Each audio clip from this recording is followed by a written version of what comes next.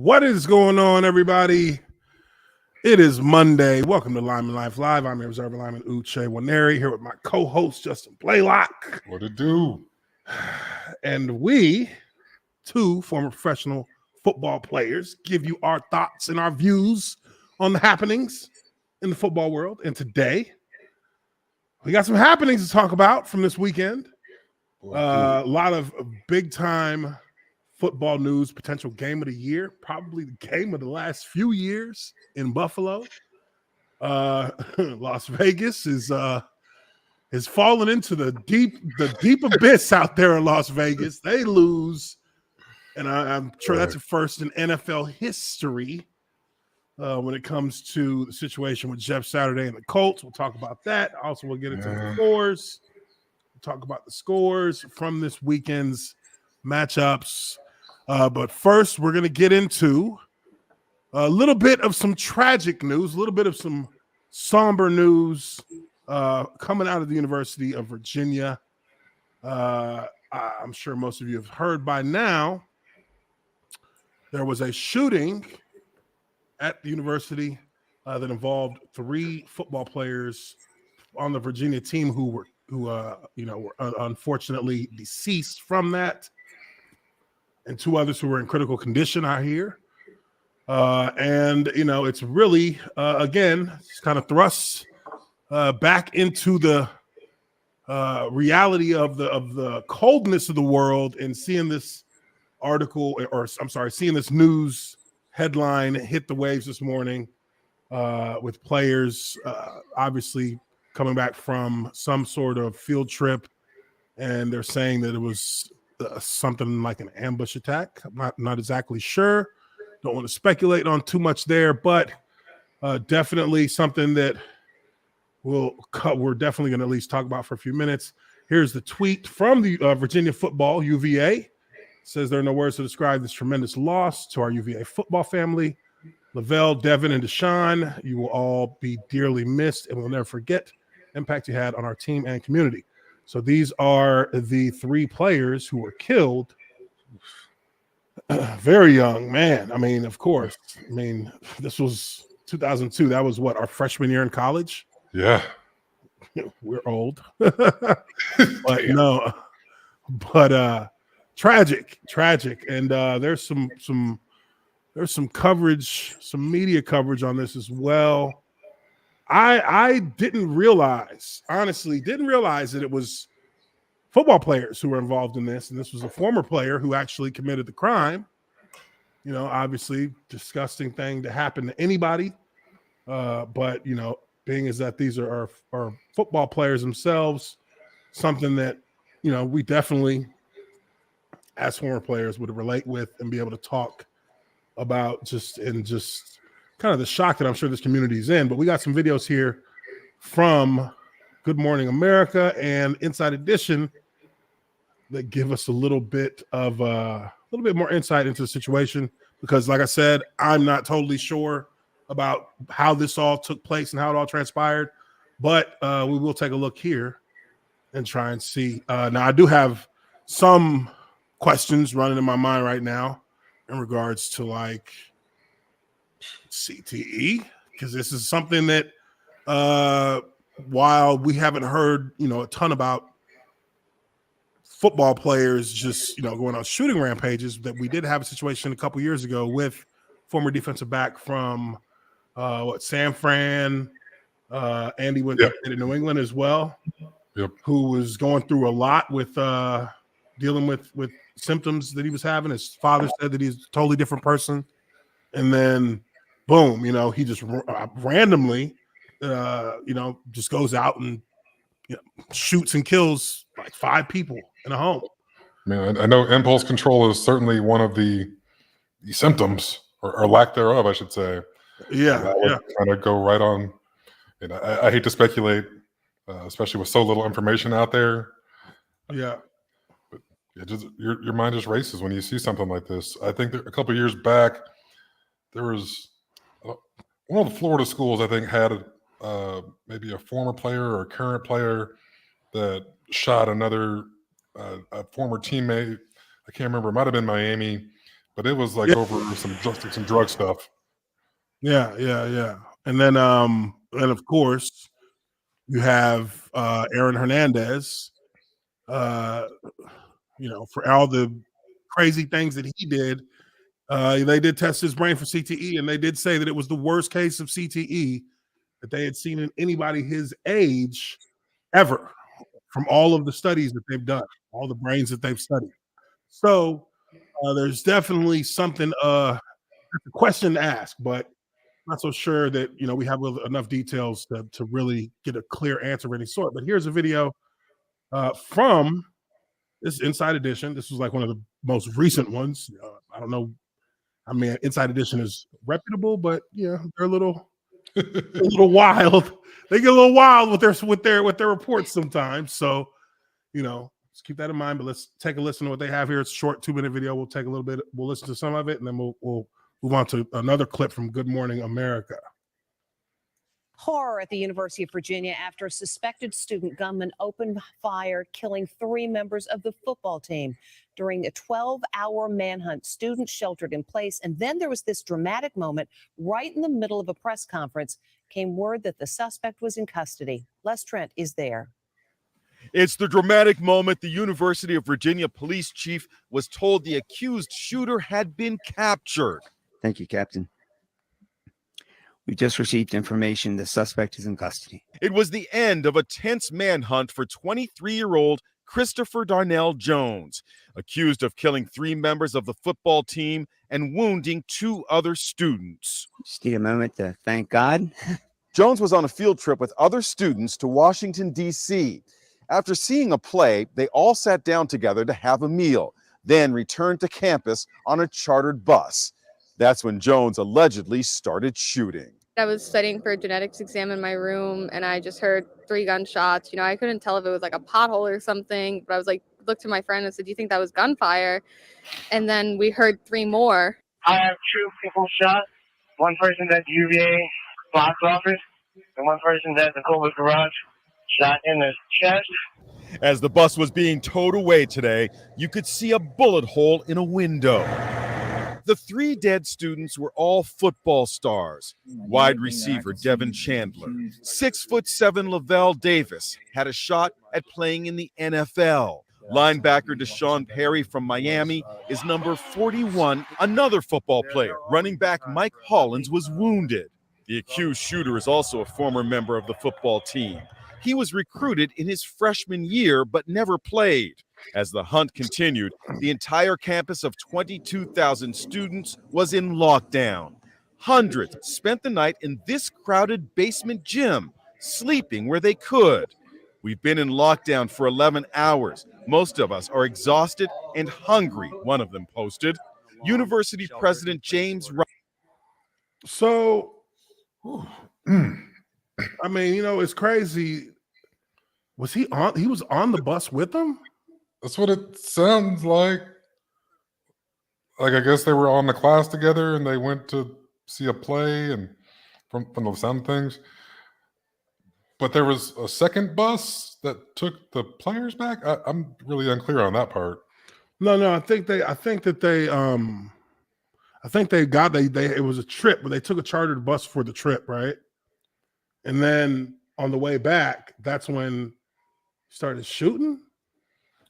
Which I thought initially, just hearing it without hearing details, I thought that it was more of he waited for when they got off the bus. But apparently they were all together. That's what they're making it sound like here. So it's like we're all just hanging out, and then boom. Yeah, it just started shooting. But then he didn't. I mean, man, that's some cold shit right there. That's some cold shit. So that makes me think, okay, that is kind of out of there was no argument. There was no precursor to any no escalation to that. So now I'm thinking to myself, okay, well, is this dude out of his mind? Is he maybe suffering from, suffering symptoms from, potentially CTE? Well, I don't know. Some folks in the chat are suggesting it might have been some hazing. And I don't know if this guy, is this guy a scholarship? No, he wasn't. He wasn't a It sounds like he's scholarship. a walk-on. Yeah, so I think he's a walk-on. I will say, I have seen some hazing activities of some walk-on players. I mean, obviously, I've never seen anyone fucking get shot for it, but I mean, I've seen some folks like get fed up, get pissed off about it. Fights. I mean, you see fights all the time in the locker room. No big deal. Yeah. I mean, God knows how far they might take things nowadays. I mean, back in the day, we just did silly shit. Yeah. So, your standard issue hazing. Maybe you might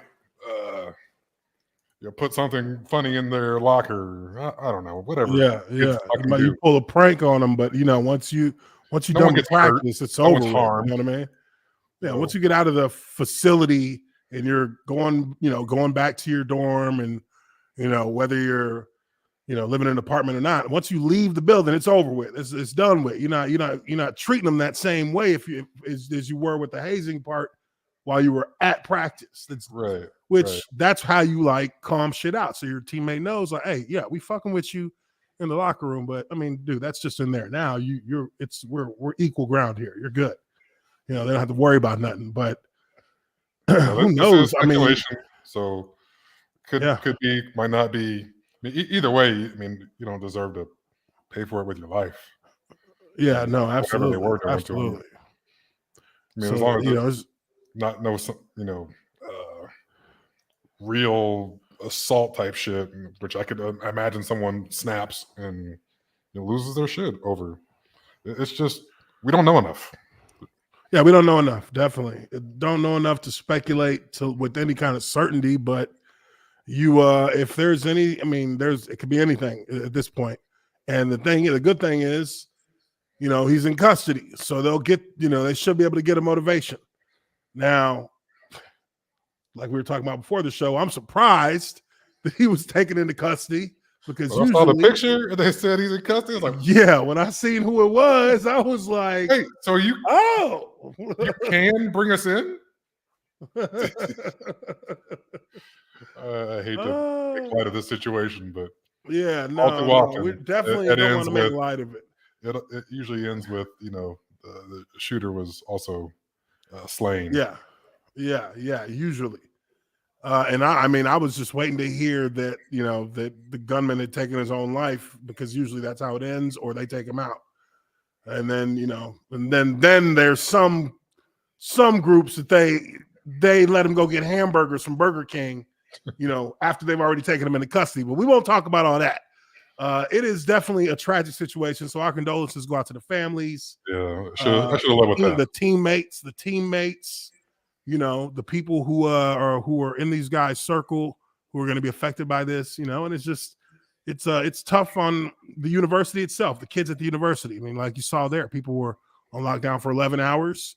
So there's going to be, everybody's going to have a little small part to play in just the ripple effect of this happening. But the people at the center of it, who are the families of the victims and, their immediate friends and family, condolences out to them, and hope that they can work through this, because it's definitely hard days ahead of them. Definitely hard, especially considering, these are guys, or young cats who you didn't even know where their future was headed. One of them, obviously, like they said, potential NFL prospect. So, that's tough, really tough. So, condolences. I'm sure there'll also be a large suit on its way. Oh yeah. Oh, there's always gonna be civil suits when these unexpected types of things happen.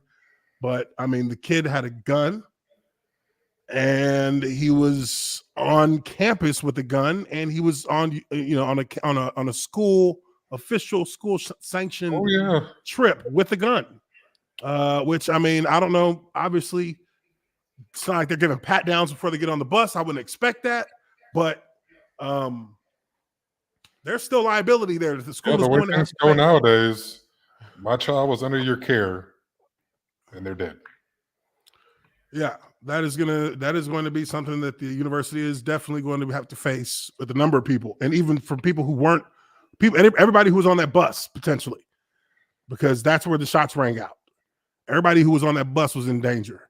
So as far as forfeiting the season, I do not know. I don't.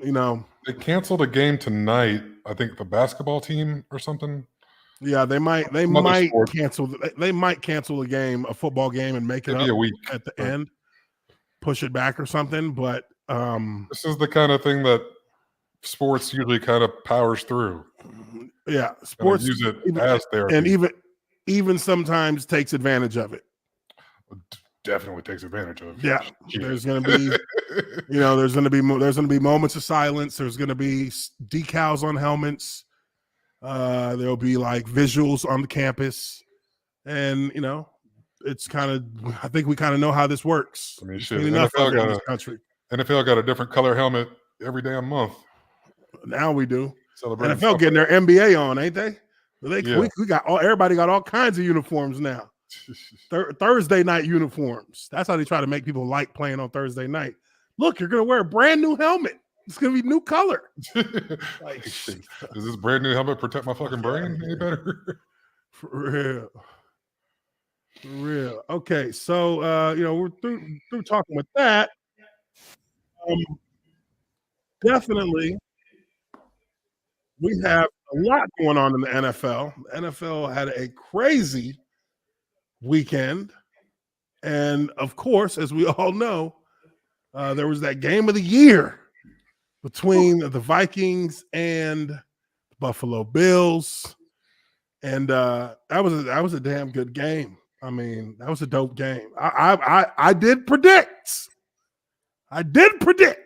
in last week's predictions that the Vikings will pull it out. Just want to leave that out there for the people. Yeah, you did. I think I hedged my bet and said I thought they would win because I didn't think Josh Allen was playing. And you just said, "Fuck it." Categorically, they're going to win. I think we got them on that one. Damn. Yeah.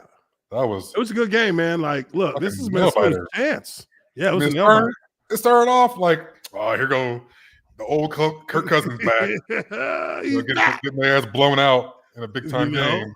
But then he just, I don't know what he summoned. But he reached deep down for that shit. Yeah. Justin Jefferson, god damn. Yeah. That man. Justin Jefferson, it might be. I mean, I didn't even say might. I tweeted out he is the best. He is the best wide receiver in the NFL. I think that's the best catch I've ever seen. I mean, that was like the Odell catch. Because the Odell catch didn't mean anything. Yeah, it didn't mean nothing. This was the Odell catch with good defense on it. Yeah, the Giants lost that game. Yeah.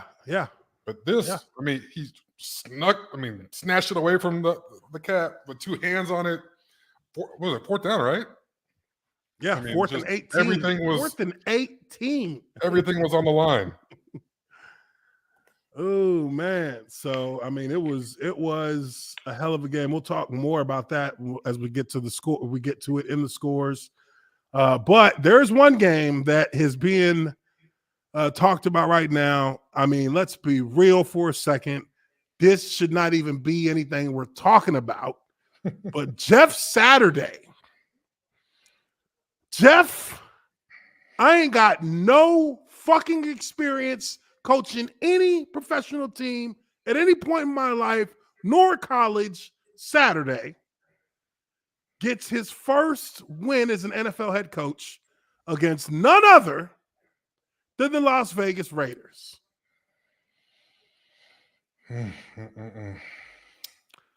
Las Vegas Raiders have lost 6 games by one score and they've lost what? Is this now 4 games where they had the lead?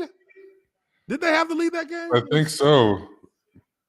Maybe double-digit leads. It's been. Oh, they lost 3 games this year where they've been up by where they were up by 17 points or more. It's been a rough go for them. I mean, unfortunately, rough go. I don't get many of their games out here, so I can't really. Yeah. Dive deep into what's going on. but now it's a national issue because they keep blowing it. And it's and it's supposed to kind of be the opposite because they were a playoff team last year and they actually upgraded by picking up what's his name? Devontae Adams from Green They Bay. got Chandler Jones and Chandler Jones from Arizona. So I mean, they got at almost every position. They got talent on offense. I thought they were going to be explosive this year. I'm not going to front. I thought Devontae, Darren Waller, Hunter Renfrow, Josh Jacobs, Derek Carr. You can make something out of all that, but they just have not been able to string together. I mean, obviously any wins. So I mean, the only thing I got to imagine there's the no line culture. There's no culture and no leadership at the coaching level. And that is regardless of what you think, because you kind of see it on the other side, even though he ain't got no damn experience. He's a better leader than Josh McDaniels. Unfortunately, coaches lose games. Players win games, lose games. Coaches lose them. Exactly. And when you're 2-6 or whatever the fuck they are. Now here's he wasn't much better at his last stop. Oh, dude, he's terrible, bro. This dude did he make it a full 2 years in Denver? No, he got fired because he was terrible. Then he went back to New England. Then he was about to go to the Colts, and then he actually agreed to go to the Colts and then reneged on it like 2 hours before his flight and stayed in New England. So now they give him another shot in Las Vegas, and he looks like he's going back to New England next year because he can't keep if he keeps losing, he has to be done. Yeah, I mean he has to be. Who's gonna go through this shit? Some guys are just coordinators, and there's nothing wrong with that. But I mean, this the head coach experiment with him is just not a go. He's not a head coach. Point blank. Period. He ain't a head coach. Stop giving him shots when there are other better, more qualified guys out there. But I was going to save that in my back pocket. Jeff Saturday kept it in his back pocket too. He said Raiders look horrible in this tweet just 2 weeks before he played against them as a head coach. I mean, talk about irony. Jeff Saturday becomes the first coach since at least 1950 to tweet that a team looks horrible and then beat them within the next 2 weeks after never having coached at the college or pro level before. I mean, what kind of embarrassing shit is that? You got to be embarrassed if you're. I mean, come on. I mean, I might resign if you're. I'd probably you know what I'm saying? But you know what? This ain't for me. Hey, man. This I'm going to go ahead and call it can I still get that money? You know what I mean? Hey, yo, by the way, y'all still got to pay me out for the next 3 years, right? I mean, I'm going to do y'all a favor and just quit, but can I still get that check? Actually, I'm gonna need that check. I think Mark Davis came out and gave him basically the stamp of approval. Yeah, he endorsed him like a dummy and was like, "Yeah, we're gonna keep him. We're gonna keep him. We're gonna keep him." Yeah, and that just goes to show you that owners don't really know that much. They don't really know shit about football. They watch the game like a fan does and think they know it all, but they don't really know what's good for their team. You had Versace last season. I mean, dude, if there was ever a situation where, you know how they say this is your interview when you're playing, this is your interview for 31 other teams. This is your chance to build your resume, during the preseason, but this is a situation here where you have a guy who was a special teams coordinator who you allowed to be your interim after your team just gets rocked by scandal, right? You get rocked by scandal.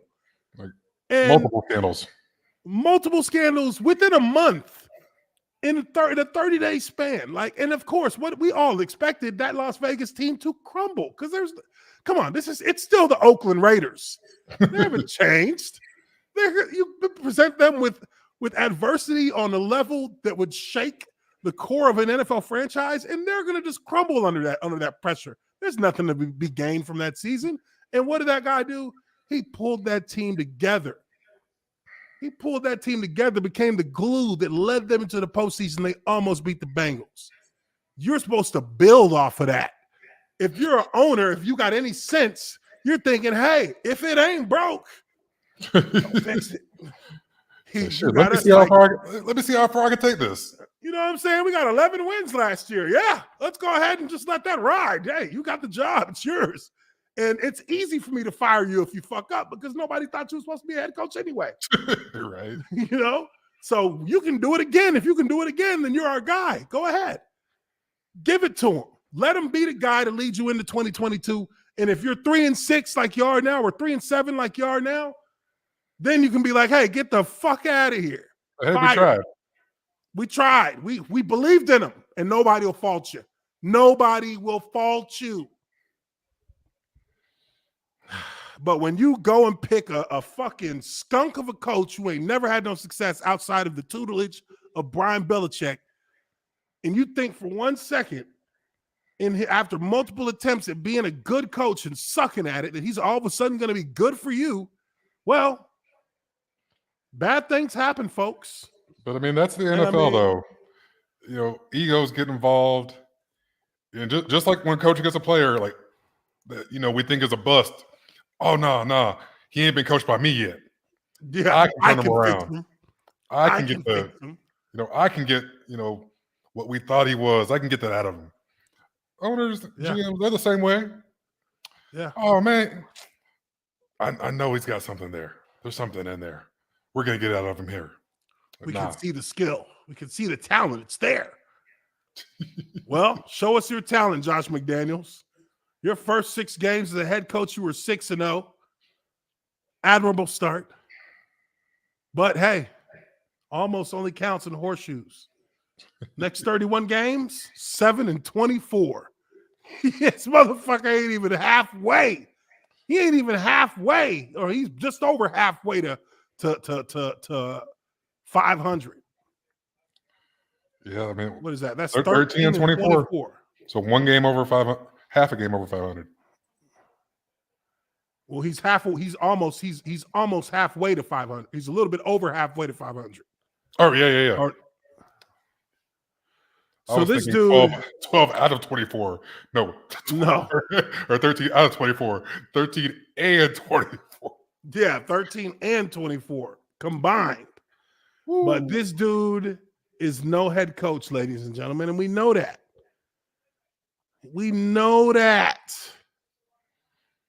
And they're not, and they're keeping him. And I mean, look, there's no better. I mean, there's nothing even that can describe this, just the shittiness of it more than, you know, what you saw with Derek Carr last night. Derek Carr.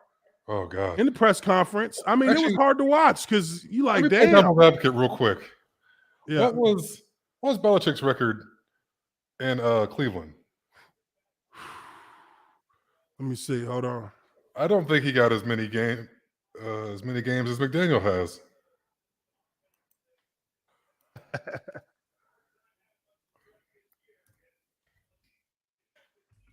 He was 36-44.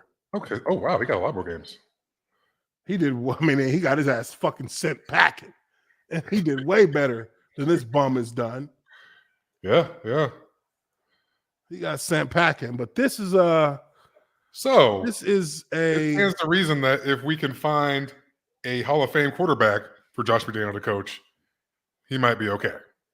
But didn't he until he gets one of those? Who did he have in He didn't have Peyton, did he? He didn't have Peyton. No. He had they were in like that fucking Brock Osweiler and all those. They had like a litter, 2-quarterback system. A litter of guys, you know, after John until they got Peyton. It was like 2 or 3 guys a year. What a bad coach. And you know, look, man, you know when you have a bad coach, one of the first things you realize is that each week the game plan just gets more and more predictable.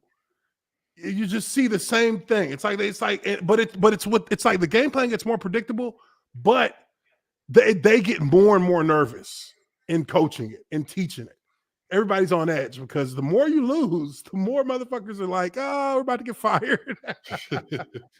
Buttholes get real tight now. Them buttholes start breaking pennies in half. Shoot. But here's a press conference. I'm sure most of y'all have seen it, but we're going to react to it. This is Derek Carr having an emotional moment. And this is, you know, and I'll give you guys more nuanced understanding of this because it's easy to listen to what he's saying and be like, dude, shut the fuck up. It's a game. But there's more to it. I love Josh. I love the car. I love our coaches. Let me just start off by saying he's saying I love Josh. I love our coaches. Purely in a platonic. Y'all are men and we're all working your way. He probably hates that motherfucker. This is like the obligatory. I got to lead off with this. Yeah, got to be a team guy for a second. Yeah, I love our coaches, but let's be real. He called a shitty game tonight. Fuck him. That's like when you lead off with all due respect, and then say, fuck you. Like, with all due respect, man, what's going on? I'm free to say whatever after that. Why are you reacting like this? I said with all due respect. I don't get it. What's going on? All right. They've had nothing but success, you know, way more success than I've ever had, you know. And I mean, that to me, look, you're emotional. That's why you're saying that, because Josh McDaniels hasn't had any real success on his own. He coached on a staff that had real good success because of the person who was kind of brainchild in it with his Hall of Fame quarterback, no doubt, who was a massive part of why they were good. But I think, you know, this is him speaking from the heart. But the reality is he is not being coached by a successful coach in any stretch of the imagination. You know, and, you know, I'm sorry.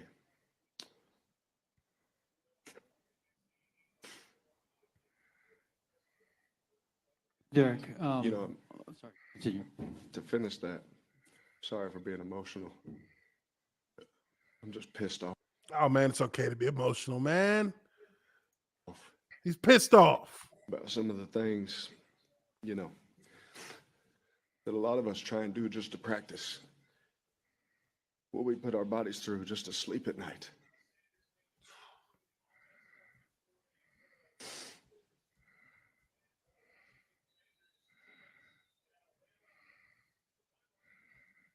And for that to be the result of all that effort pisses me off.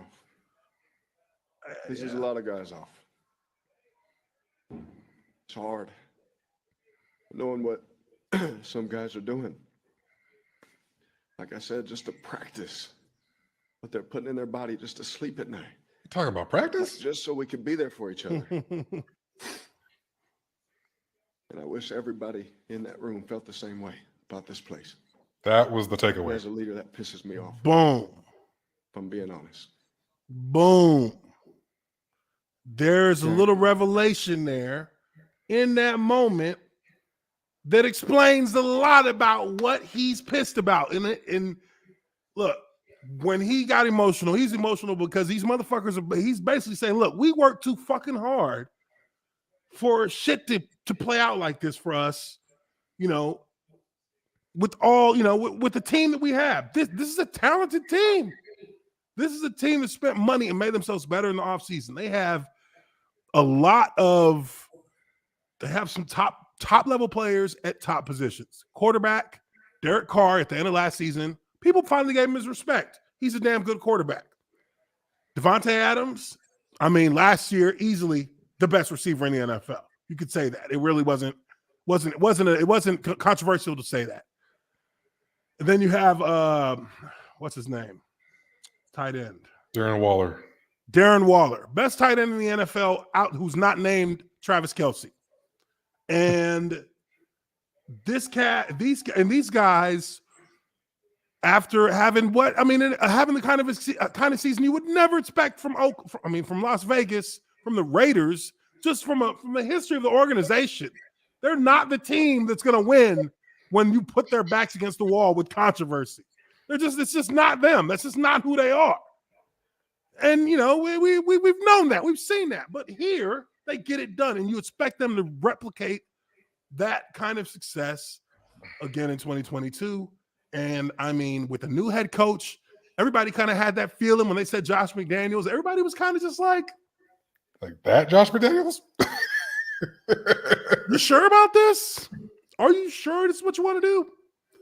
Josh McDaniels, the guy who bailed on an agreement with the Colts, the guy who went to Denver, and I mean, he looked like a fucking dog, a clueless stray dog chasing after random cars.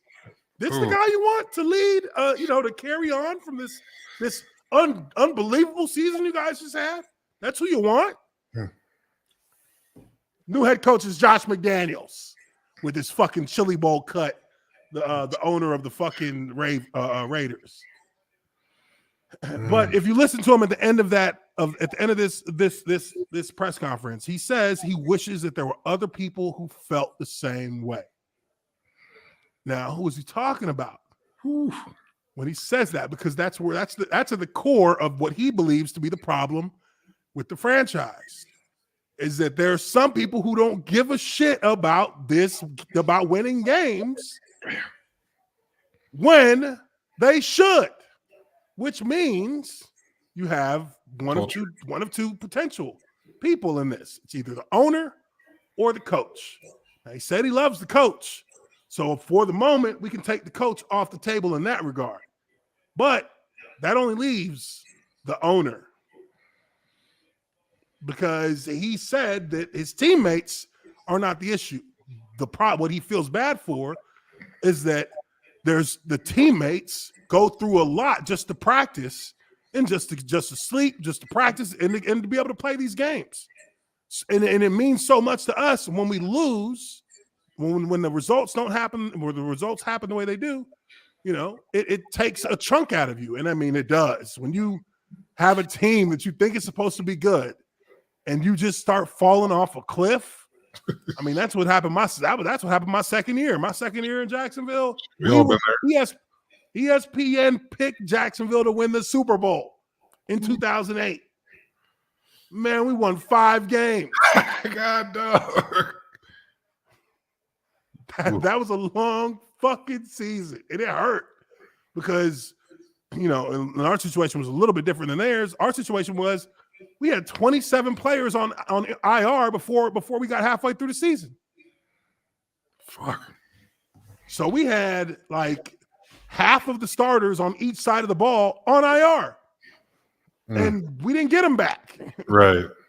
So you went from being a team that Rasheem Mathis, he was a Pro Bowler. He was out for the season, tore his ACL. We had our center was out for like 8 weeks. Our left guard tore an ACL. Our right guard torn tricep. He done for the season.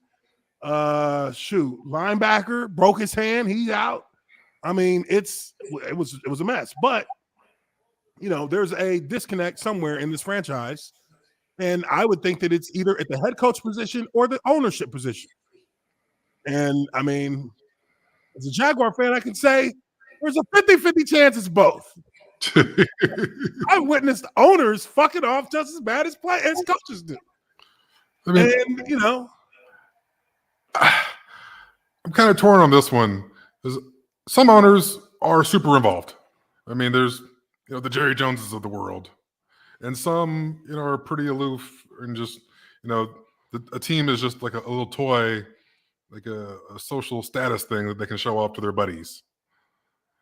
Yeah. I don't think the owner owes you, like, they don't have to live and die with the team week to week. I mean, they sign the checks. That's what they're there for. I mean, at the end of the day. I mean, I happen to have a pretty good one that was, relatable and would chat you up, a genuinely good dude. And they're not all like that.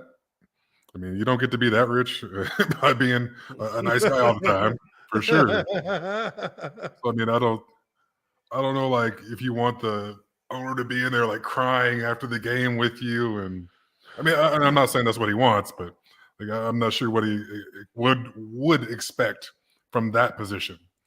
Like, he went out and spent a lot of money to try to make you guys better. Like, that's Yeah, I mean, so then does that mean that Derek Carr is just he's just giving us he's really just giving us just the yes man talk by saying, "Oh, I love my coaches," because it's got to be something, right? No, there's somebody in there that's. I mean, he not talking about himself.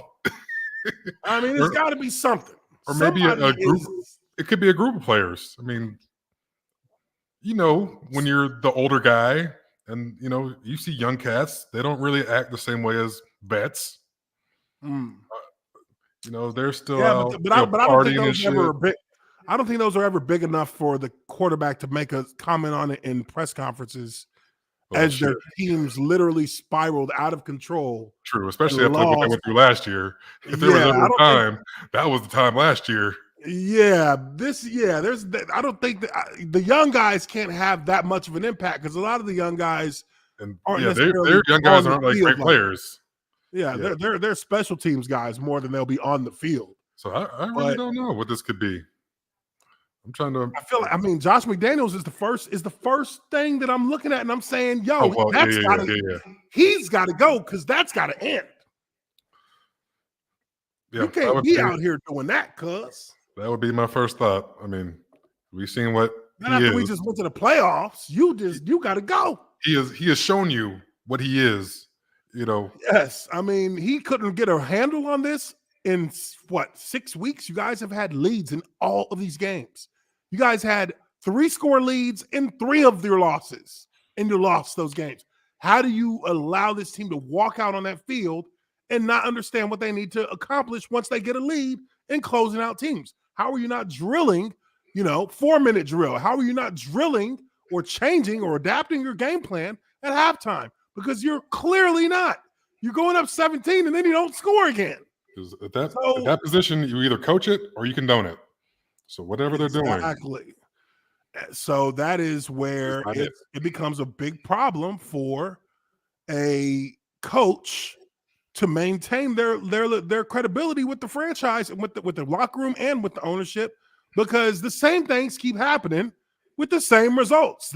Who is that insanity. On? The literal definition of insanity. Exactly. And J. Cole said, "Fool me 2 times, shame on me." You know what I mean? George Bush said it can't happen again. It's wild, right? It's just wild. It's wild. But on the flip side of that, Jeff Saturday, ladies and gentlemen, first win for a coach with no experience in anything. He's like the guy off that Apple TV show, the soccer show. They just put him in charge of a Premier League team. He got no idea what the fuck he's doing. Somehow we won. But what does this mean by the coach? Everybody's gonna be like, "Oh," and that's gonna be, and that'll be the downfall of the NFL. Oh my God, it's easy. I could just hire all these ex-players, and we'll just have a good time with it. Hey, you know what? Hey, Shad, Doug Peterson ever gives you problems, and you decide you want to, give him the axe. Give me a holler.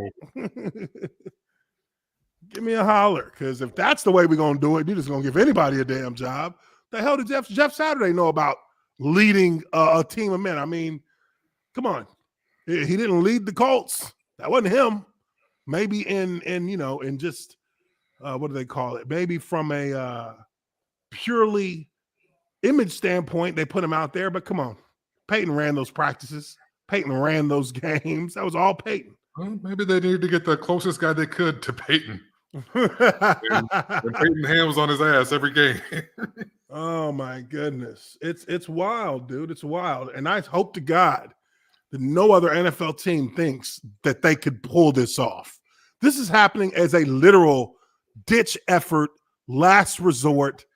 I just want a friend in the building from Jim Irsay. That's why I hired this guy. If he wins, that's a bonus. But I don't expect shit. Like, yeah, we're losing anyways. Might as well get someone I like. Yeah. Might as well have somebody I can stand to talk to in the building. So it's really this will never happen again in the NFL. I will say 99% it would never happen again. I mean, Just because this is watch him win out. Oh, if he Watch him go to the wins playoffs. out, if he wins out, I am going to get interviewed for a head coaching job immediately somewhere. Oh man. And I'm gonna just I don't go want try people it. to think like this is a slight to Jeff. I mean, we both played a long time. We know people. Mhm. You'd be hard pressed to find anyone say a bad word about Jeff Saturday. No, nobody's gonna say anything bad about him as a person at all. He's But always this is been a not- stand-up dude. Yeah, this isn't that. This is not related to anything about him personally. No, it's But just a the way that they situation went about this. situation that really is it's a slap in a lot of people's faces. Yeah, I mean, you saw like Bill Cowher and Rex Ryan were going off this weekend.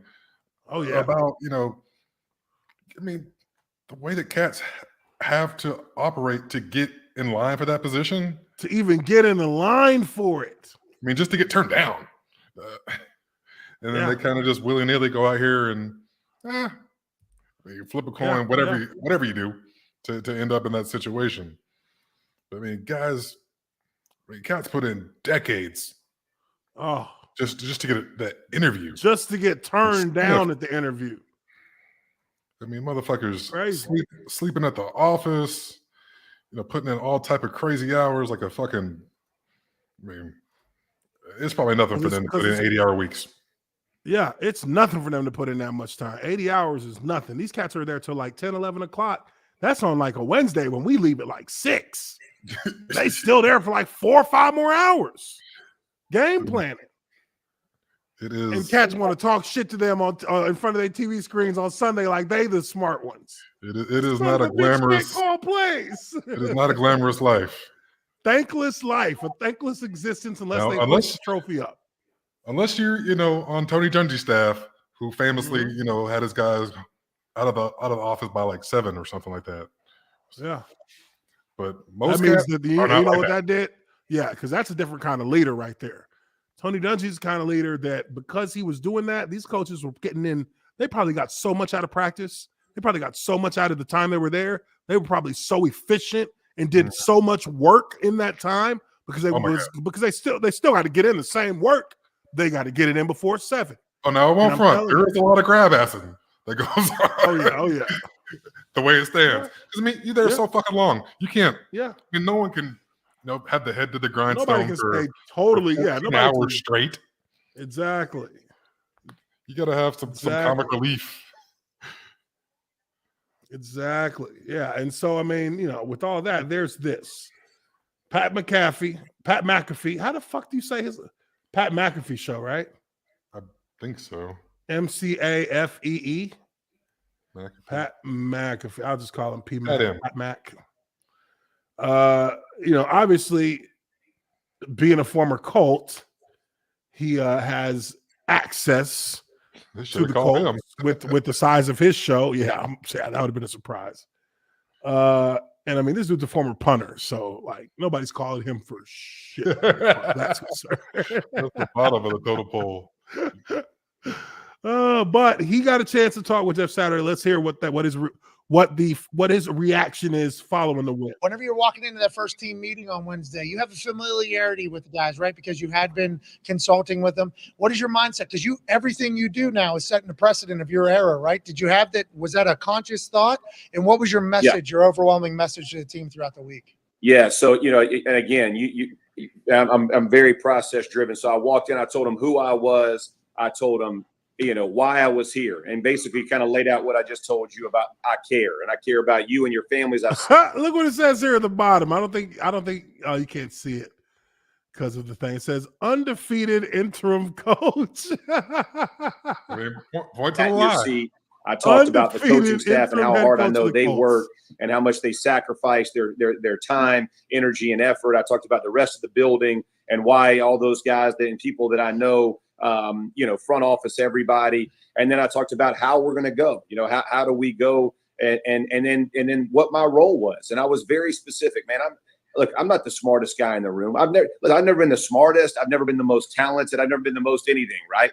I'm not, and I don't have to be, right? I know I can surround myself with people who are that and who I can empower. And I'm not, again, that doesn't make me insecure, right? It doesn't make me insecure that I don't have every answer, but I will tell you this, I will pursue it. If you give me and that's what I ask my coaches, is there something I can do to help you? Is there some area? Is there some film? Is there some question that I can go get answered for you? I believe in being a servant leader, and that's my mentality for those guys. And I told all of them, man, I'm going to ask of you the same that you ask of me. Whatever you can do to help, do it. Whatever I can. We're in this thing together, man. We're rowing, and I love the guys here. Hell yeah, big time win against the Raiders. The team started out hot. They looked alive. They had -2 yards against the Patriots. I'm sure you've seen the film in the first quarter, and it was like, how is this team? What is going on? They need a new, fresh energy. They needed a guy that loved the building. I'm very thankful you got hired, even though the talking point seems to be, oh, this guy's bullshit.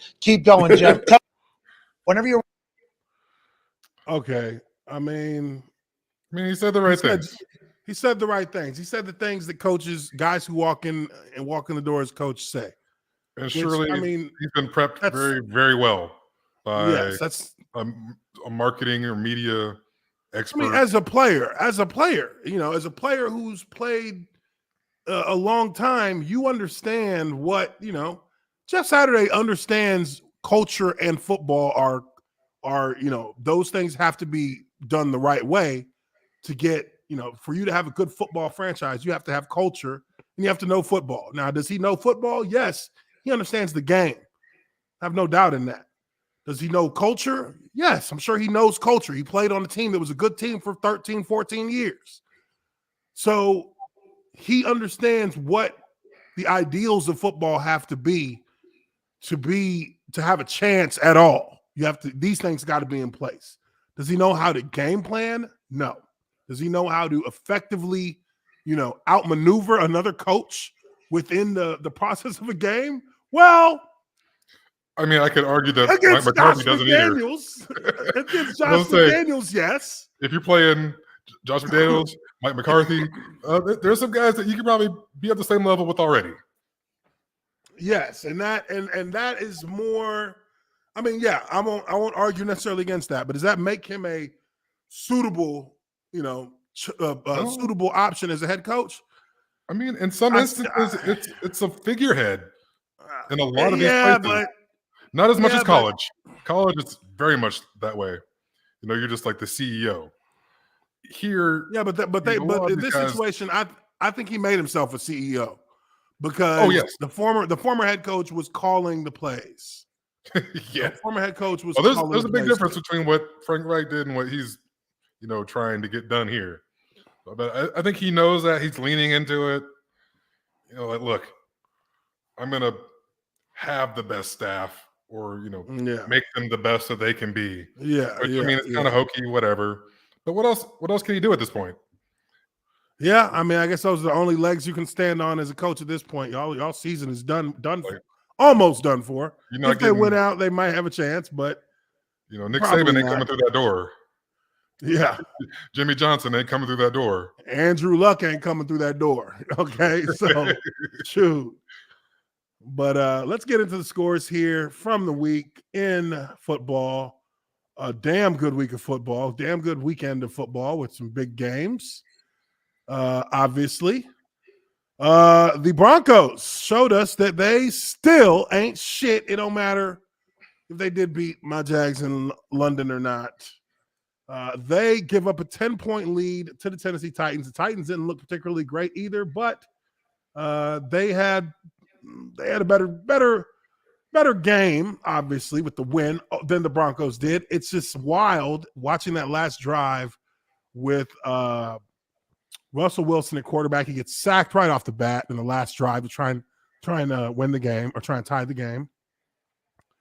And each play, it just looked like to me like Russell Wilson was slow playing the game, which didn't make sense because he needed to have a little sense of urgency in that moment. And he just looked like he was just slow rolling it. And he made some pretty bad throws. And I never thought that he was the problem in Seattle, but maybe he was. Maybe he was a problem that they had lying under the surface, because here in Denver, where you do arguably have equal, you have a great defense and you have some talent on offense, and you suck. You suck. You suck so bad. I'm trying to put it nicely. It doesn't make sense, but it is what it is. Tennessee pulls that one out, 17-10 win over Broncos. Jaguars, this game was a game of missed opportunities for Jacksonville, because Jacksonville, believe it or not, shouldn't have lost this game. Statistically speaking, the percentages, the things that determine the ability to win a game, the Jaguars won in every one of those phases, especially on defense. They picked off Mahomes. They got 3 turnovers total on defense. Damn. This is a team that had the quarterback had 106 passer rating. Trevor Lawrence had 29 for 40. Another damn good game from Trevor Lawrence. 29 for 40, 259 yards, 2 touchdowns, no interceptions. And it should have been 3 touchdowns, because one of the touchdowns got taken away on a ineligible man downfield charge flag from the refs at the goal line. The fuck? Yeah, they were at about the 5-yard line. They run a RPO fake. Oh, okay. Trevor Lawrence rolls out, and your left tackle is 4 yards down the field as you lob a touchdown to your tight end. So you have a touchdown taken away. That at that point would have made it a 1-score game. They would have been down 20-14. They missed 2 field goals. And it really was just about the fact that this team left points on the field. Now, have they got those points? Does it necessarily mean that they win the game? They got a chance. They got a chance. They're in the game. Now, even if they lose by 10 points, they lose by 10 points, 27-17 to a Kansas City team that, did what they did. They did what they do. Patrick Mahomes, he threw 4 touchdowns, but he also threw an interception. You had a fumble from I think you had the fumble from Juju Schuster, correct? He got hit. Oh no, I'm sorry, not that play he got knocked out, he fumbled. Isaiah Pacheco, the running back, fumbled and lost the fumble. Jody Foster fumbled and lost it. And then he threw it, and then Patrick Mahomes threw an interception. So you had 3 turnovers. 3 defensive turnovers in the NFL. You don't lose that game. Wow. Generally, what happens? Jaguars got no points off 3 turnovers. Oh, wow. And that's the difference in the game. This is a good team. I watched them. I watched the game. This is a good team that keeps fucking itself. And that's because it's a young team that has not learned how to win yet. Jags on Jag. Jags on I Jag. I wasn't able to watch the full game. I mean, I just caught it, on Red Zone. But I do agree with you. There's something here. There's something here. You can see it. The foundation is there. Folks should be excited. Duval. Jags fans should have hope, because it's only going to be a matter of another year of football and then you'll be seeing a team that's in the playoffs, I believe, because they only need, at this point, they need to continue to build on defense and add one more threat at wide receiver on offense, and they will be a legitimate threat in the AFC. Trevor Lawrence come on, the dude had a damn good game. He had a damn good game. 29 for 40. You can win with that for sure. 2 tuds and no picks. 2 touchdowns and no picks. I'll take that every single game. You won't even be MVP, but you will be in the playoffs. That's damn good. Travis Etienne, he had 11 carries for 45 yards. You know, again, when you play against a defense that is more capable at controlling the line of scrimmage, that can hurt a running back like Etienne, who they want to use speed as their weapon against defenses. You know, the Kansas City defense, they are getting healthy and they got good lateral speed as a team. You got Chris Jones out there, defensive tackle. He had a hell of a game against the Jags. They gave up 5 sacks. Here I am just a week ago praising you motherfuckers. Oh, Jags ain't give up no sacks. You know, I'm seeing people put shit up on Twitter. Oh, they ain't give up no sacks. Yeah. 5 sacks against the pass rushing defense. Any given Sunday. It can happen any Sunday. Now, on the other side of that, Kansas City Chiefs gave up no sacks. That's a problem for the Jaguars right now. You need a pass rush. You got a number 1 overall pick who you slowed them. They've kind of benched him a little bit right now. Devin Lloyd. Tavon. Shit. Damn. That's pretty bad when you can't remember the number 1 overall pick's name. Shit, Fuck. He was the DN from Georgia, right? Yeah, the DN from Trayvon Walker. Walker. He's been benched. And his production has slipped a little bit from the beginning of the season. Now, what does that mean for him as a player? Nah, I wouldn't worry too much about that right now. You need to develop. You need to work on some things as a player, become more of a student of the game, and you'll get there. This isn't a benching saying that you're not good enough to be, you know, we don't want you out there. You aren't doing what we want you to do. So we're going to continue to polish you up. Yeah, he's pretty all the raw. while. I don't think he wasn't tremendously productive at Georgia.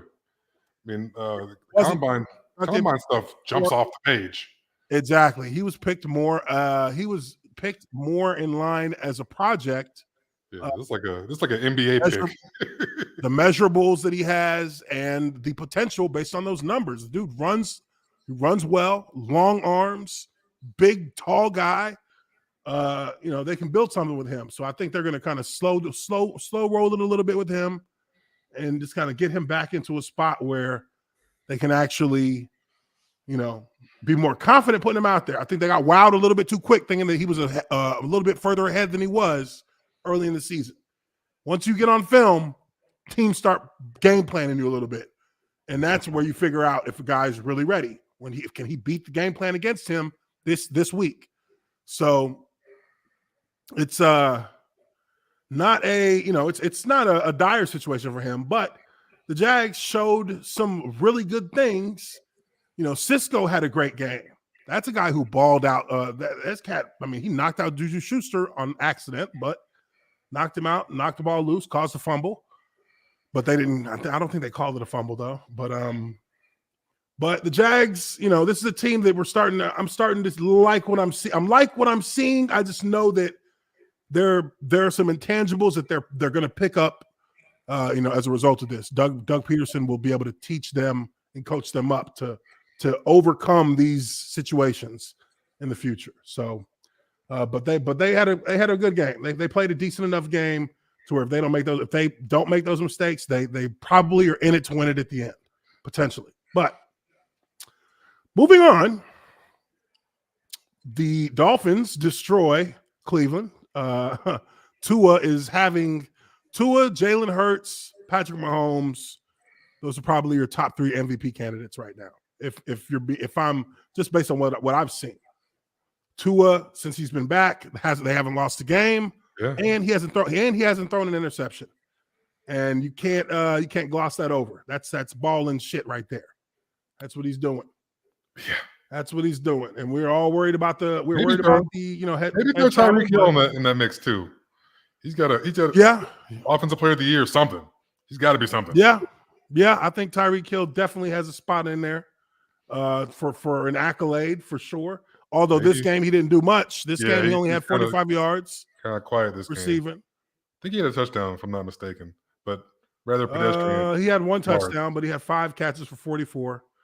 But I mean, that's the thing. You know, this is an offense that has significant speed and does have an emerging playmakers at other positions. I mean, you know, Jeff Wilson, running back, 17 carries, 119 yards. You know, I mean, him and Mostert both scored. Mostert had 8 for 65. Yeah. So while Wilson averaged 7, Mostert averaged 8 a carry. Them boys was out there balling on them. So shoot, there's so many ways, so many things you're going to have to defend against a team like Miami. So it's not surprising that a team like Cleveland, which, you know, really we know that they're just biding their time. They're just waiting. Just trying to buy. Yeah, they just trying to buy their time. Yet? Come on. Whenever Deshaun gets back. I mean, they're running. I mean, they can't keep losing like this. They're 3-6 now. They're gonna need a healthy run at the end of this 5-week run, and I don't know what that's gonna mean by the time Deshaun Watson comes back. But they get smashed by Miami this week in the NFL. Maybe a potential coach of the year, Mike McDaniel, if they keep up. You know, I would argue that Minnesota's head coach has. Yes, forgot about him. Yeah, both first-year guys. Yeah. So next up, we already talked about this. Raiders lose it to the Colts. They give Jeff Saturday his first win of the season. That sucks if you're a Raider fan. 100% winning percentage. Hey, and he can. I would retire right now. 100%. Best to ever do it. Best to ever do it, son. But let's keep going here. The Giants are comfortably sitting at 7-2. They'd get done, you know, grinding out a game against the Texans. I think Daniel Jones had a near perfect quarterback rating of like 150 something this game. Shit. But he only had like, they're not asking him to do a whole lot, you know, with his he's arm. game minute. He has found his niche in this league. I am Daniel Jones game manager.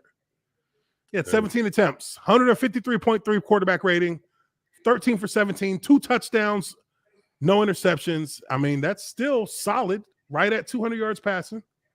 It'll keep you on a roster. Oh, yeah. Oh, yeah, that's solid enough. Solid enough. Pittsburgh beats New Orleans 20-10. New Orleans sucks. So who they? Not that is what I would say. Not that. I never gave a piss about New Orleans. I never gave a damn about them. I think they're about to start Jameis again. Not that that'll like really. Not that's going to change anything. They need a new coaching staff. That's what they need. Unless Michael Thomas's ankle suddenly heals. I don't think that. Yeah, no, he's done. He's done for the season. I think he's on IR. Oh, is he? Okay, well, yep. There it is. I think they tried to go without surgery on that ankle, and it didn't work. That's what the problem was. Because I remember one year, like Sean Payton was like upset with him because they ended up having the surgery like in June or something or July. Yeah, he did the surgery too late. He was trying to, rehab it. I can't fault the guy. I mean, it's your body. I don't want to get cut open a whole bunch of times either. For real. Especially as a receiver with that ankle. You need that ankle to be working. That should need to be working perfect. Or you're going to be hurt. Yep. So hopefully he can get his shit right and get back to the player he used to be. Whether it's in New Orleans or elsewhere. Skull. Them Vikings going to Buffalo and pull it out. And I mean, we probably saw two of the greatest catches you'll ever see in a football game happen in the same game. I mean, both of them boys did ball out. I mean, Jefferson is just, I mean, come on. Can you imagine? And you know what's crazy? Minnesota drafted both of them. I think Diggs turned into the pick that they got in return for Diggs turned into Justin Jefferson. Yes. Whoever made those draft picks for the Vikings, they better keep him on the roster. Keep him on staff. You're here for life. Because he knows how to make picks. Whoever he is. I don't know who their GM is. but he makes picks, at least at receiver. But I believe that Justin Jefferson just broke, if I'm not mistaken, I believe he broke a record for the most 100-yard games in the first 3 years. His first 3 years, correct? Yeah, because I think it was like Randy Moss, OBJ, and now him. But there's one thing that I bet people did not know about Justin Jefferson that really was kind of clutch in how he actually helped this team in the running game. Let's take a look at this play. I think I know what's coming. We're going to take a look at this play here. We're going to break this play down. Dalvin Cook takes this play 60 yards, 4 touchdown against this defense. And we're going to look here at the block that actually sprung it. Yep. And not only was it a good block, it was a fucking pancake, flat back. And he's the one who sprung him. Bitch, get off me. Here he is. Now, his responsibility here, if I'm not mistaken, and I mean, who is this asshole with the spoon? Get the spoon off the screen, buddy. Somewhere John Madden is just losing his shit. So his responsibility here, oh God, we don't want to hear you talk. His responsibility here is he's basically secure the edge. So he is doing what the defender, who would be here, is trying to do for the rest of the defense to his inside. He has to set an edge here and make this running back go from there to there. Now here, he is supposed to take on anybody who leaks. This guy's supposed to be reaching him. So he's supposed to be taking a wide angle to reach him. He didn't do that. That's a problem. But see, that's a bad job. Oh, that's a terrible. Who is this guy? That's terrible. Their left tackle got hurt in the game. It's usually the cat from Virginia Tech, Darisaw. I don't know who this is. Okay, well, you know what? Maybe not. This might be what he was coached to do. I'm looking at the angle he takes here. He takes a purposeful inside step, and he throws up the field. But that doesn't really make sense because, I mean, well, they've kind of got a wall built here with Jefferson's block. They just got to run inside that end.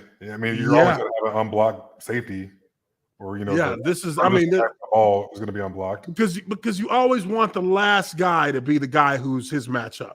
Yeah. You don't want him matching up against anybody on the front seven. And this guy is key because this is the edge setter who is coming down to set the edge, because this defender here, he is rushed upfield, taking himself out of the play. Yeah. And he has to now fill in and keep this from bouncing outside. But if he gets blocked here, once he sees this right here, he should immediately run to the number, because that's the only way you're going to keep him from – that's the only way you're going to protect the edge at this point. Yeah. Or it's going to be him who has to do it. And he has no chance, not from this far away. Yeah, at least if you run this much room. I think it's 3. At least if he gets outside of Jefferson, you can force the play back to the inside where – pursuit is coming. Yeah. Break the outside. He's one-on-one with that cat right there coming down from nowhere. Yeah. He has to defend all the field here and all the field here. That's a tough that's ass. Not going to happen. That's a tough ass. Not against him. Yeah. He's too good for that. Not against him. Ain't too many corners I want to tackle him anyways. Yes. If these two guys here are able to stay outside of Jefferson, then you have this guy coming over the top. You have this guy coming over the top for if he gets through that, then you've got one more guy who can make the play here and maybe a track back here. But if you get clapped into here, you're leaving everything on this dude's shoulders, and he is going to lose that battle 90% of the time. I mean, goodness gracious. Get your dinner spoon out of the Get it out of there. And that's what happens. This guy has to defend, and he's not. And even then, he had one more over the top. But he's not even. What the fuck is he doing? He's playing. He's playing. See, that's the rotation because this looks like a blitz. Then this looks like a blitz. But Dalvin Cook outruns that. I mean, he eats this guy's angle up. 39. That backside safety I'm looking at now. Yeah, and he should have him up after he shook to the inside, then got back outside. Hey, that's a bad motherfucker right there.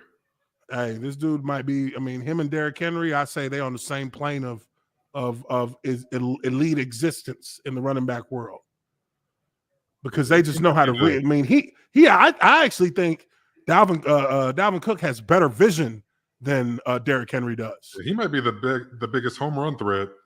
Yeah, he's a bigger home run threat, I think, than Derrick Henry is this season. Because he has, if you've seen, what is this goddamn spoon? If you've seen enough of him, this cat knows how to, like, they just handed him the ball off at the end of the game. And the way he read the holes, he was perfect.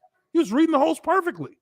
He would act like he was going to stretch it wider and then wind it all the way back to the backside safety and pick up 12 yards. And that's a great running back when you got a guy who does that. This guy's killing me with a spoon. It's a nice single block here. Let me see. I can't even tell because I don't know when he's unpausing it. Trying to avoid the spoon. Yeah, that's perfect. That's what you want. That's perfect. Because look at where this guy starts, right? He takes him from the front side A gap to the back side A gap. He's on the front side A gap. What's taught to the center is you engage him when you snap the ball, you engage him. Once you feel this guard hit him and knock him, you pull him across. So you're making it even worse on him because you can tell a little bit here. He hits him and he snatches him over. Goodness. And then he gets collapsed on. Oh, that hurts. Shit. Oh, what's wrong with us? Your guard. Now in a coach's perfect world, he would say, do not turn your shoulders like this. You go through his hip when you come off the ball, and your center will snatch him up as you hit his hip, knock his balance out of there, and keep moving up the field to take on this guy because you're going to have to get up fast after hitting him there in order to catch this guy, which he does a good job of. But even then, a coach in his perfect world will say, your ass should never be in the hole. Right. And pause. But that's what they say. You never want to be blocking a backer and trying to make a wall because you're giving the running back one way to go when he needs to have two ways to go. You want to square up on this guy. You want to run him on the angle. And then your running back will either stretch and go further or he'll cut off your block as you run him by. It makes it easier. But good job, regardless, because your running backs. Yeah, he made him right. Running back made you right. But that's a good block right there. Really good block. I mean, you should not get pinned in there like that. And the safety just gets bodied by Justin Jefferson. So that's a damn good job by him. And next time I'll pick a breakdown that doesn't include a spoon in it. Jeff Schwartz, of course, there's a former offensive lineman who has his dinner spoon connected to a pen to do film breakdown. Go figure. I will say that is the best way to create explosive runs is with good blocking on the perimeter. Yeah, receivers that can block, believe it or not, and there are some receivers that can block pretty well, but receivers who can block make an offense that much more dangerous because a lot of times the fact that the receivers who can't block don't really block well, they usually get you holding calls or they allow the DB to just jet in and blow the whole play up. Yeah. And you're just like, everything was blocked. What happened? Yeah. Receiver just let the corner come in on a blitz like it was nothing. And it's not that these DBs are great tacklers, but just like having a forced player, creates a different look for the running back. And now you got to run back to, where all the pursuit's coming from. Where, I mean, if you see a guy that's willing to block like that, stick his nose in there and get dirty, you're going to have some explosive plays. Oh yeah.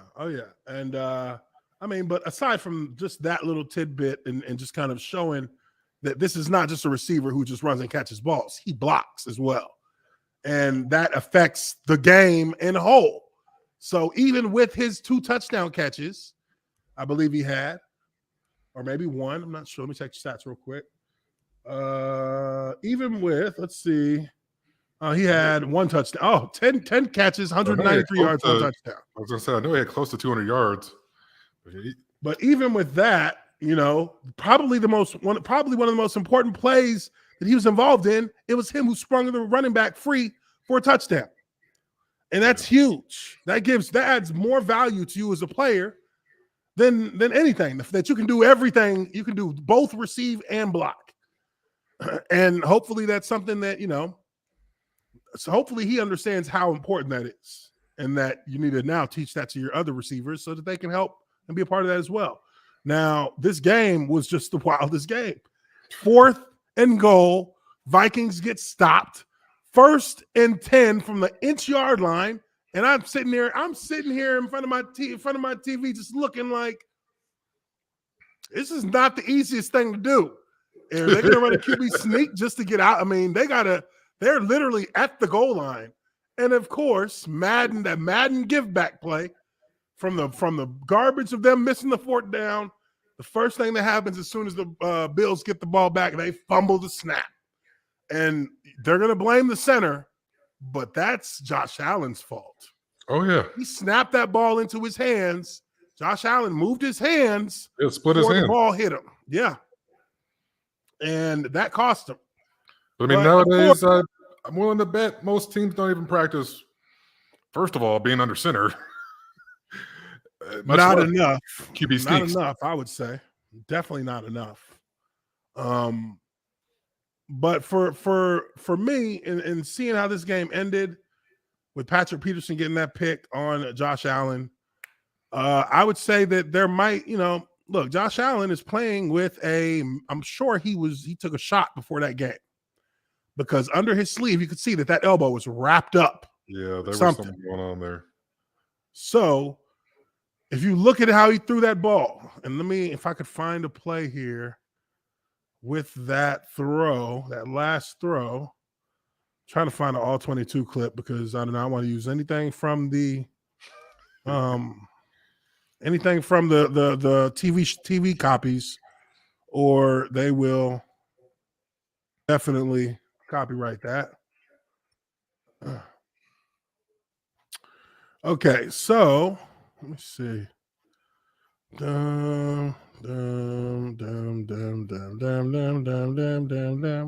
Nope, I don't see nothing. But I will say this. He threw a bad pass. It was a very bad pass. It was behind him. It was behind the receiver. I mean, not even close. As far as professional quarterback passing is concerned, he was not even close with that pass. And on top of that, has to be high and away. And on top of that, Patrick Peterson is such a pro and such a vet and a savvy vet that he knew he could get under it. As soon as he realized it was being thrown behind, he just got under it. Easy for a guy like him to make that play. Didn't panic, just broke under it. I mean, this is a elite level corner for a very long time in his NFL career. Very long time. He was a top 5 cornerback. He's seen it all. He's seen it all. He knows what to do to get a ball. And he made a hell of a play. And that was his 2nd interception on the game. He already had a pick. He might have a tell, Josh Allen, I should say. Something's giving him away. Now, I saw earlier today on one of the talk shows, he double clutches that ball. He kind of starts to throw it.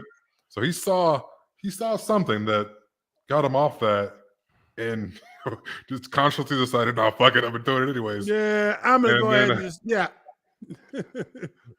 So maybe that's like the downside of having so much arm strength. You can just think I can throw it through a motherfucker. Yeah, but the thing is that if that elbow is bothering him, then that's going to be a ball that you throw behind, because you have to adjust. Your adjusting of that pass is at the elbow. That's why you adjust the throw mid stroke. is at the elbow and the wrist. And he threw it and he couldn't adjust to push it forward. It just floated. And he tried to put some heat on it. He stepped into it and it was just behind. So that was a damn good game. I mean, I would argue the wildest game I've seen in a long time in the NFL. And potentially, I mean, at the end of the season, we'll probably look back and say that was the game of the year. Probably look back and say that. Let's keep rolling. It'd be tough to beat that shit. Yeah. Niners beat the Chargers. Didn't watch the game. Didn't really want to watch the game. Didn't miss much. The Chargers are beat to hell. Yeah, the Chargers are so damaged. It's like pointless to even like to have hope in what's going on there right now. Their offensive skill positions, I think Austin Eckler's the only starter left. Jeez. Keenan Allen's gone. Mike Williams out. Gerald Everett got hurt during the game. I mean, they're down to guys that, I mean, probably they're down to their practice squad. They might have got elevated, during the week for all I know. Yeah.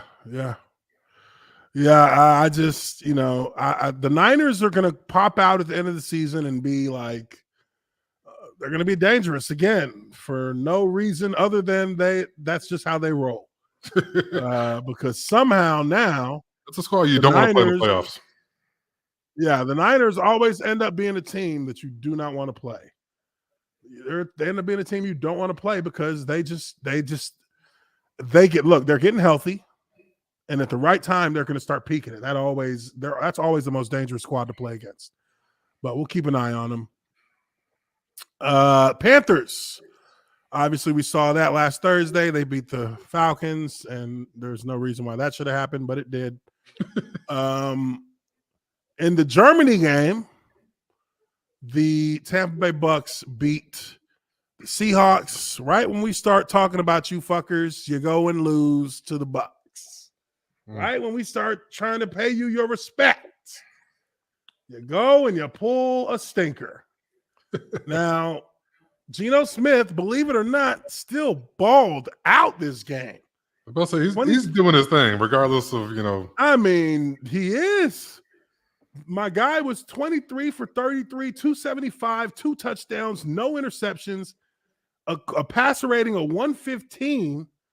I mean, Brady was a passer rating of 111. He actually outperformed Brady. Difference was that the Bucks ran the ball 44 times for 161 yards, and the fucking Seattle Seahawks ran the ball 14 times. And that's why they lost. Yep, that'll do it. That's why they lost. You lost because you didn't want to run the ball, literally. So that will, I mean, look, they're still pretty much in control of the NFC West as far as, the world is concerned. It's not like, I think they got the first win over the Niners. I don't remember exactly, but Arizona and LA, they're not doing shit. So you ain't got to worry about them. But we'll see what happens. Next up, the Lions are on a win streak. 2 games in a row. They pull out. We just gotta play all division games. You know what I mean? These cats in Detroit are 3-6, 2-1 in the division.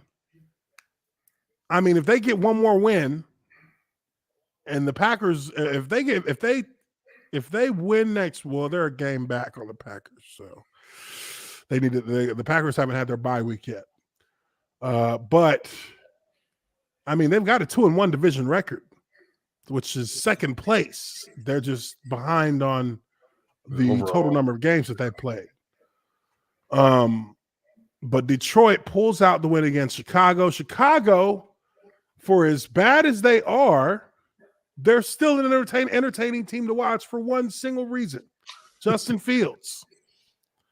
There's no other reason why we care to even watch them. This dude had 4 touchdowns in the game. He's also on my fantasy team. On the bench. On the bench. Behind Patrick Mahomes. Now, I am willing to trade him. I'm willing to trade him just for the guys in the fantasy on our fantasy league. I'm willing to trade him, but in return, I need 3 players. So, send me a message and we'll talk about it. But he's sitting on that bench any week that Patrick Mahomes is playing. I'm sorry. Mahomes threw 4 touchdowns. We keeping him out there. Not even mad. But he is the sole reason why anybody cares about watching the Chicago Bears. He had a damn good game, 4 touchdowns, 2 rushing, 2 passing. You've got something, Chicago. Now build around it, which I'm sure you didn't hear when we said it a million times. So we'll see how that plays out in the future. But they did lose to the Detroit Lions. Detroit Lions got 3 wins, y'all. They got 3 wins, 2 of them on the division, 2-game win streak. Hey, they're biting the kneecaps. Come on now. They biting them kneecaps now. And next up, speaking of, you got the Green Bay Packers at home, going against the Cowboys. Oh, you skipped one, although no one really cares about that game. I did skip one. No one cares. Arizona beat LA. Nobody cares. All right.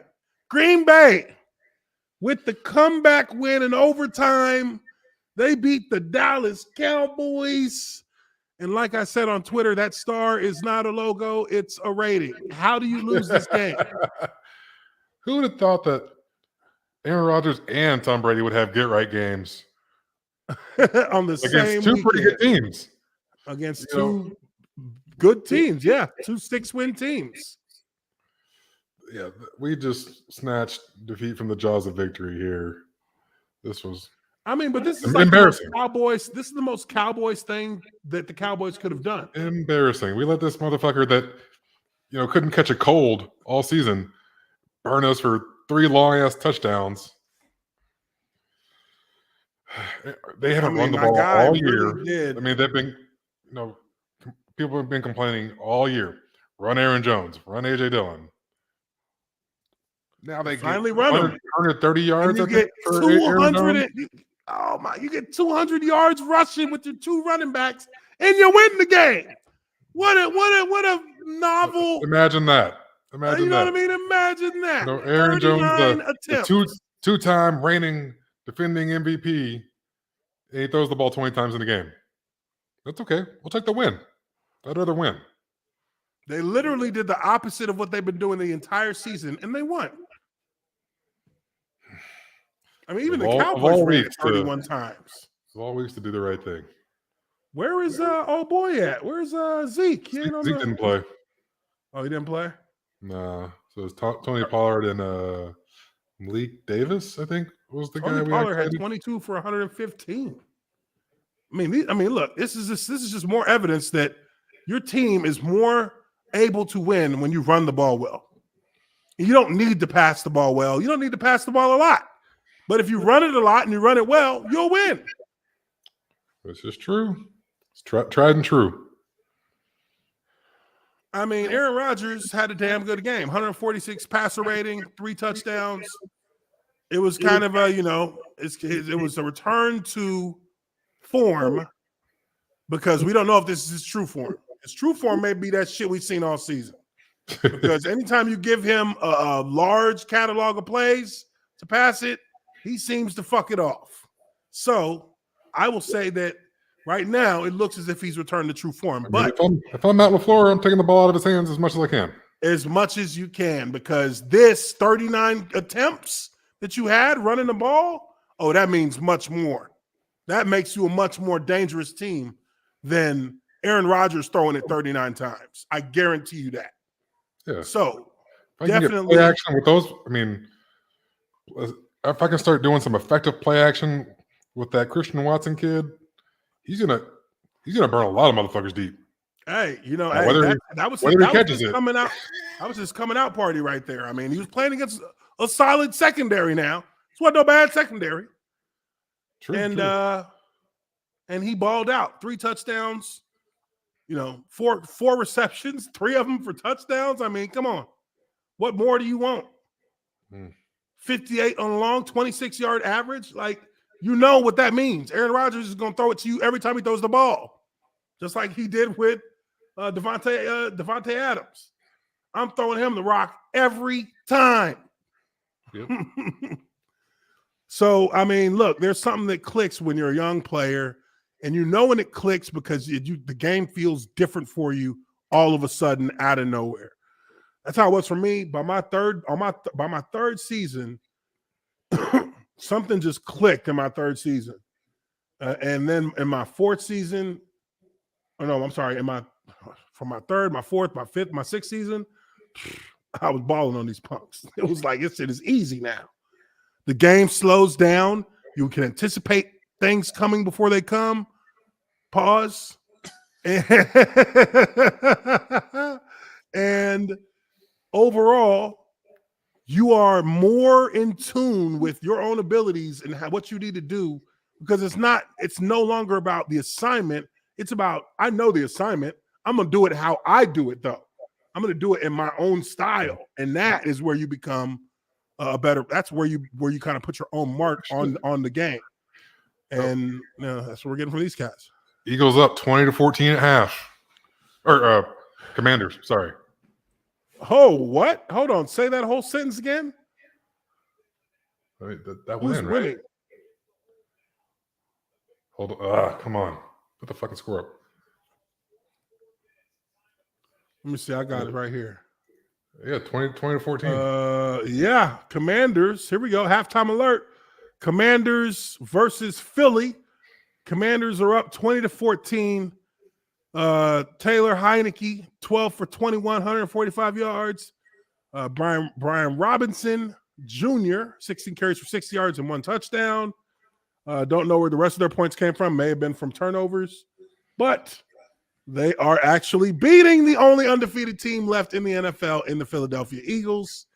Philadelphia fans, I'm sure at this moment are like, we're not worried about it. A lot of football left. Because, I wouldn't be worried about it either with the Commanders on the field. But, still the NFL.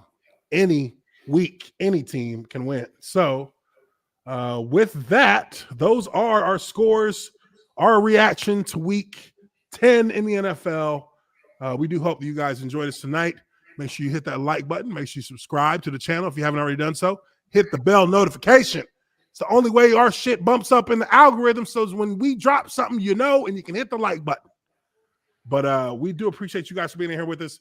We'll be back on Wednesday with Urinating Tree and 5 Point Vids for our Wednesday predictions. Make sure you hit that notification so you can get notified for that, because that's what's next. But we will catch you all on the next one. We hope you guys have a great night. We are Lineman of Lineman Life Live. And we'll catch you all on the next one. Peace. Sir.